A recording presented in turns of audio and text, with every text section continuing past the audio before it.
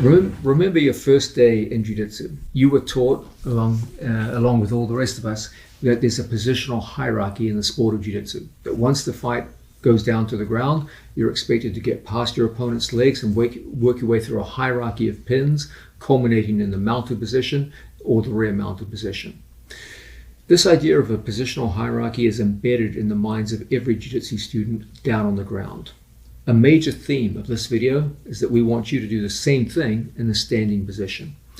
Please understand that the positional dominance that you can get in the standing position will never be as significant as it is on the ground, because you can't pin someone in the standing position. Nonetheless, there are some positions which confer a much greater ability to score than neutral positions. Okay?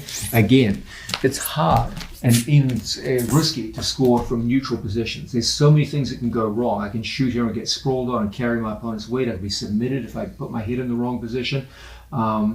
It's risky and difficult to shoot from positions like so.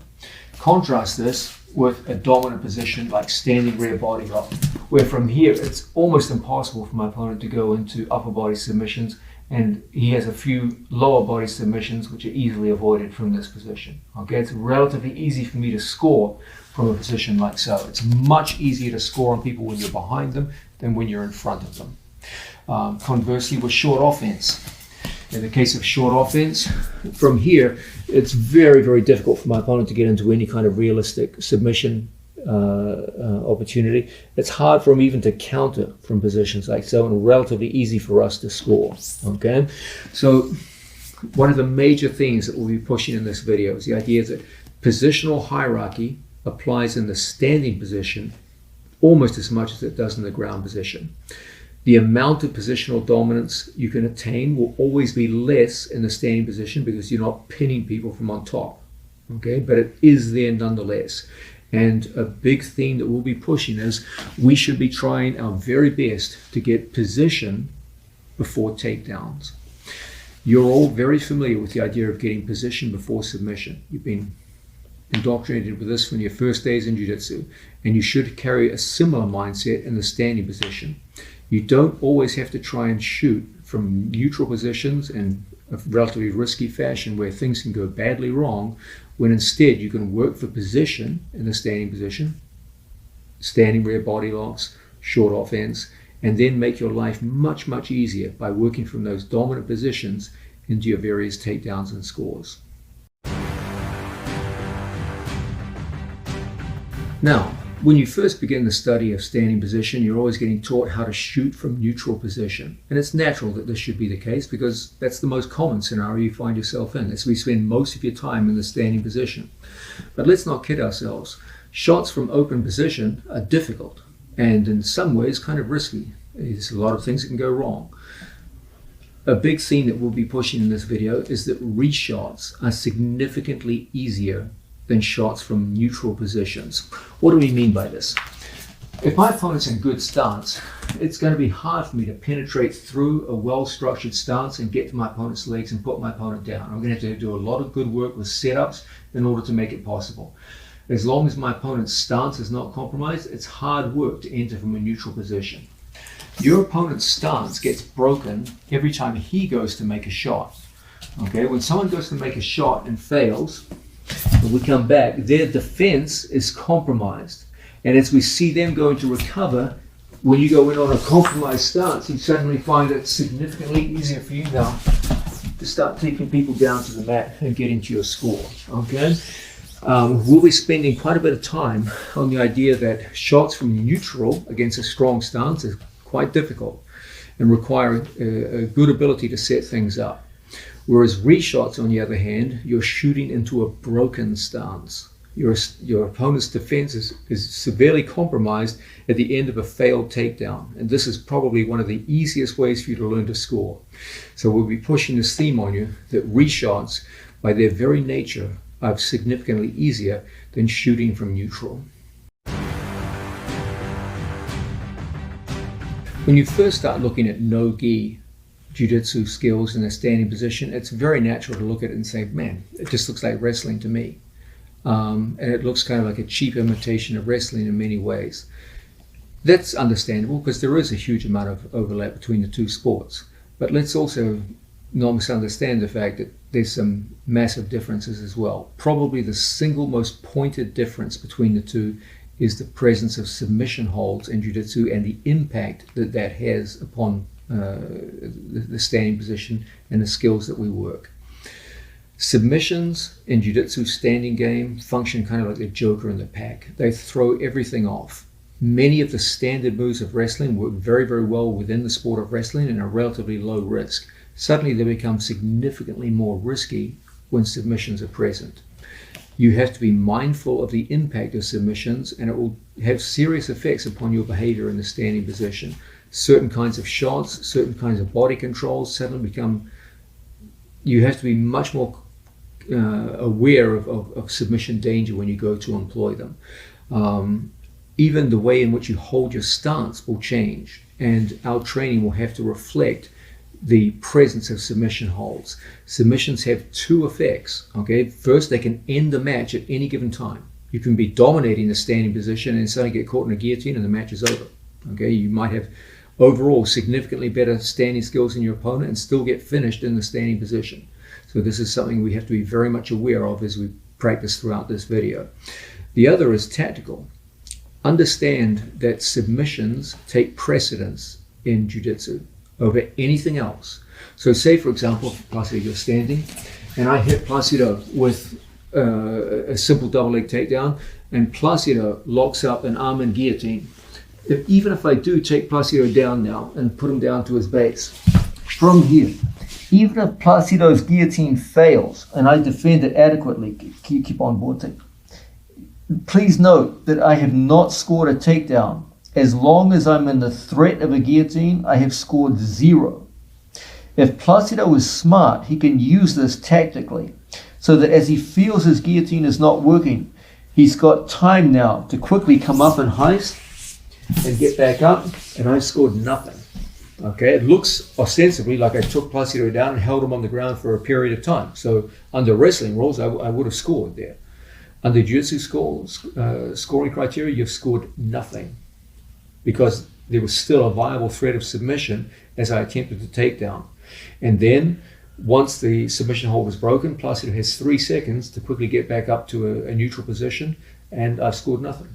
Okay, so submissions can be used in 2 ways. You can use them to finish an opponent. That's the most well-known way in which they're used. And the other is to use them as a way of preventing scoring. You can create the viable threat of submission. Your opponent scores nothing off the takedown as long as you have that viable threat of submission. And then when you feel the submission is not going to work, you simply pop up to your base, back to a neutral position, and you get away without being scored on. So the presence of submission holds and the fact that they can be used in so many different ways really does make them function kind of like a wild card or a joker in the pack, where they can be used to upset someone who's technically better in the standing position overall, or they can be used to completely subvert the scoring system. And once you understand this, you see that they play a very, very significant role in the standing position. They're not just something used out on the ground. They can be an important part of your training, and this video will reflect that fact. When you first start looking at the skills of jiu-jitsu in the standing position, it's so natural to look at it and say, well, it just looks like a cheap imitation of wrestling to me. And I hear you on this.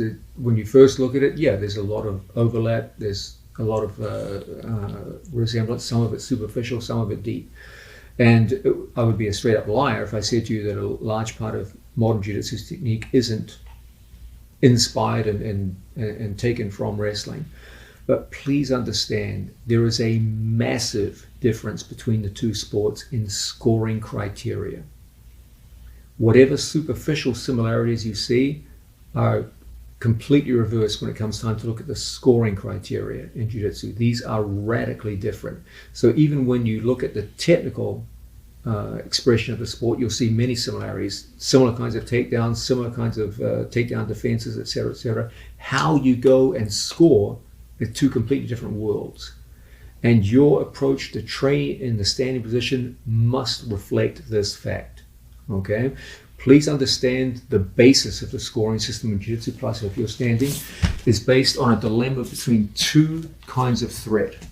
The first is the threat of the takedown itself. Now, the scoring in Jiu-Jitsu for the takedown is by itself substantially different from the sport of wrestling. Okay, the idea is that if for any given takedown method, once I break an opponent down to the mat, I must put one hip and one shoulder on the floor for a period of 3 seconds to score. Okay? If my opponent is sitting up over me and no part of their shoulder is on the floor, there's no score at this point. Okay? It's only when one hip and one shoulder, that means roughly 50% of the surface area of their back, must be on the floor for 3 seconds in order to get a score. Now, let me tell you something. In a fight situation, 3 seconds is an eternity. That is a very long period of time. And realistically, it's going to be almost impossible for you to hold your opponent down in that position for 3 seconds if they don't want to be held down in that position. The second method of scoring is to, if you're on the knees, Marcelo, is to have someone with at least one knee on the ground, with elbows on the floor, like so. Coming up like so. At least one knee on the ground, put one leg up, for a period of 3 seconds. Okay, if I can get behind their two elbows, in a kind of turtle situation, behind the elbows and one knee is on the floor for 3 seconds, that will constitute a takedown score in Jiu-Jitsu. Okay, guys, it doesn't take a rocket science to figure out. It's going to be very, very difficult to hold that criteria for 3 seconds against someone who doesn't want to be held in that position. It doesn't take a lot of skill or strength on Plus's part to take his knee off the ground. And you're going to be in a battle where you're trying to return this guy to the mat time and time again, and he's got a full 3 seconds to get his knee off the floor. Okay? Now, realistically, guys, those takedown criteria mean that if he doesn't want to accept the takedown, it's going to be very, very difficult for you to score on them with a takedown. And so in the overwhelming majority of cases in Jiu-Jitsu, the real method of scoring has nothing to do with the takedown. What it has to do with is the idea of creating the threat of the takedown, which he must react to avoid being scored by the takedown, and then expose his back. Most of the scoring in Jiu-Jitsu is done by taking your opponent's back and getting your hooks into the rear-mounted position. This is so important that I'm going to say it to you again. The scoring criteria for takedowns in Jiu-Jitsu are so easily avoided. They're so difficult for the attacking player to actually enforce upon his opponent. You have to hold 50% of his back on the ground for 3 seconds. Try doing that on a tough, resourceful athlete, well-trained athlete. It's damn near impossible. You have to hold one of his knees on the ground while you're behind both his elbows for 3 seconds. Try doing that on a good wrestler sometime. See how much luck you have. It's impossible. Okay, the only way people get scored on Jiu-Jitsu is when they accept the takedown mentally, because it's part of their tactics. In the overwhelming majority of cases, your opponent will easily turn his body and go into an escape, and that's how you score for real. You put your hooks in, you get the rear mount. So the overwhelming majority of scores in Jiu-Jitsu don't come from the takedown itself. They come from the aftermath of the takedown, when your opponent goes to avoid the takedown criteria and you get your hooks in. That's where the scores come from in the overwhelming majority of cases. Learning to shift your training from the takedown to the score on the back is going to be the single biggest part of your journey in developing your skills as a Jiu-Jitsu athlete under Jiu-Jitsu rules. Even if you are already a skilled wrestler, even though your actual takedown skills are highly developed, you will have to learn how to adjust into the actual scoring criteria of Jiu-Jitsu and get used to the idea of scoring not with the takedown, but with the back take subsequent to the takedown. That's going to be the biggest shift in your training. And this will be a major, major theme in this video. And it will change your whole approach to how you see Jiu-Jitsu as in the standing position. You'll see that the takedown itself is only the beginning of the story. The end of the story is how to get your hooks out on your opponent and actually score on the Jiu-Jitsu rule set. And that's a fascinating story. We'll be spending a lot of time on that in the course of this video.